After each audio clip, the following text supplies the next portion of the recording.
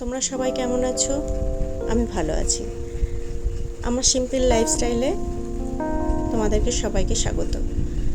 আমরা অ্যাকচুয়ালি দুর্গাপুর থেকে ব্যাঙ্গালোরের পথে যাচ্ছি।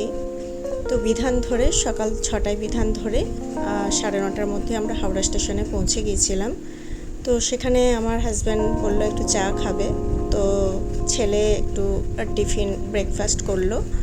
আর আমরা চা খেতে খেতে আমাদের আবার দুরন্ত এক্সপ্রেসের টাইমও হয়ে গেছিলো 11টা 15তে দুরন্ত এক্সপ্রেস। তো আমরা দুটো উদ্দেশ্যে যাচ্ছিলাম, একটা হচ্ছে ছেলের গ্র্যাজুয়েশন ডে, আর 2 নম্বর হচ্ছে একটু ট্রিটমেন্ট করাতেও যাব।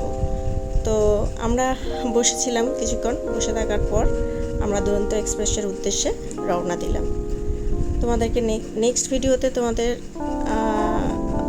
তোমরা পাশে থেকো। নেক্সট ভিডিওতে দেখা হচ্ছে। টাটা।